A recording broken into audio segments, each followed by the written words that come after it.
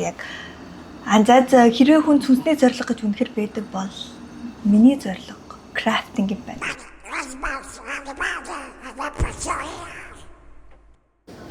Сэмэр цанаа манайха.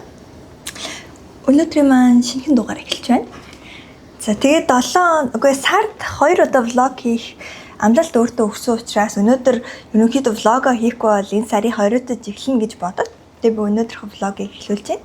Тэгээд өнөөдөр би хийдэг life update бичлэгүүдийнхаа нэгийг хийх гэж байна. Тэгээд өнгөрсөн сарын хугацаанд болсон онцлог зүйлүүд яриа гэж бодож байна. Тэгтээ өнгөрсөн сар бол яг тимтэй байсан тэр бол крафтинг байлаа.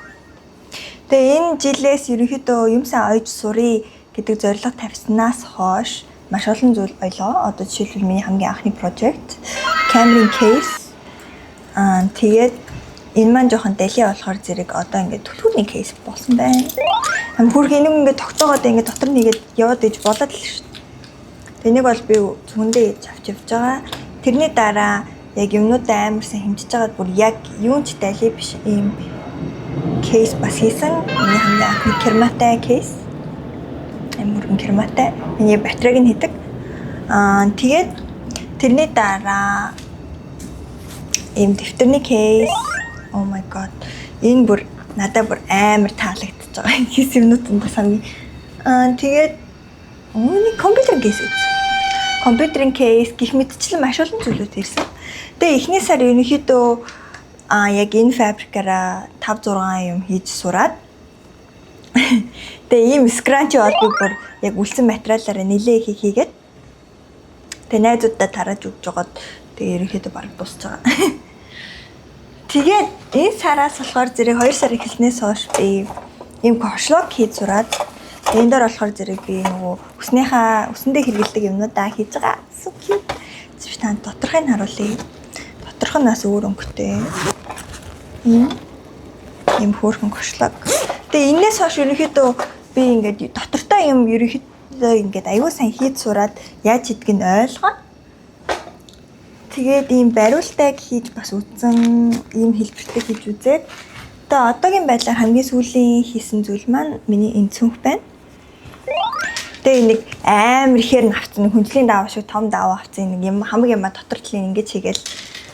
Тэгээ энэ манай ногоон даав маань бол айгу жоохон байсан болохоор зэрэг яг бараг илүү гараагүй ингээд даавгаар хийсэн. Тэгээ би өөрөө ногоон өнгө дуртай болохоор зэрэг яг ногоон цэнхэр өнгийн юмнууд айгүй өөхт амгаа өмсдөг. Тэгээ энэ манай айгүй зогцож байгаа.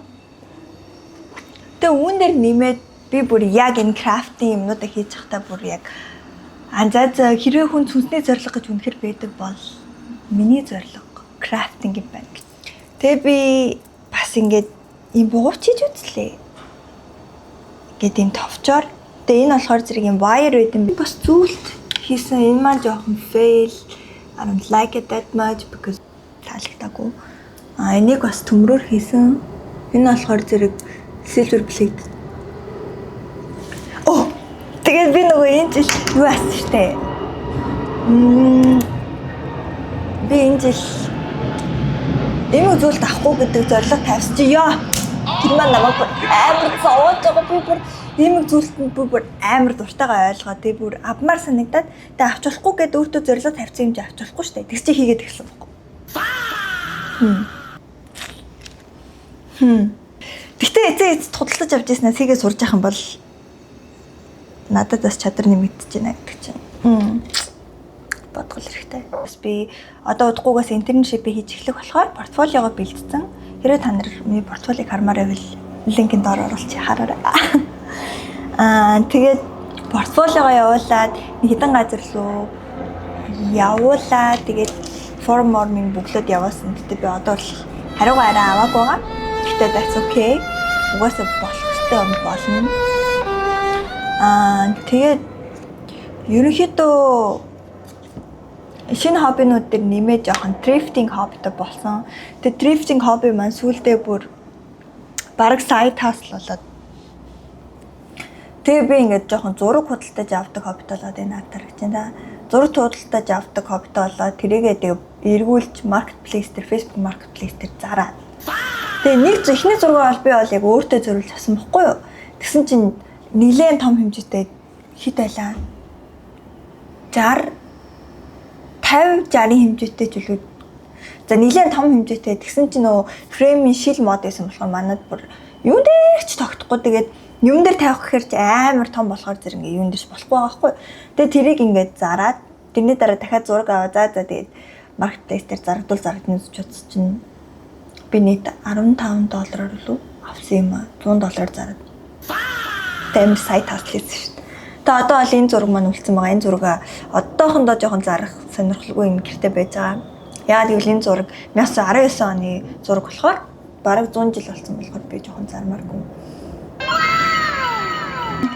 Тэгээ ерөнхийдөө миний майндсет жоохон ингээд аюу өөрч болоод байгаа юм шиг. Би нэг тийм итгэхгүй сүүлийн үед нэг ч өөрийгөө амар өөр болоод байгаа юм шиг мэдрээд байгаа заяа.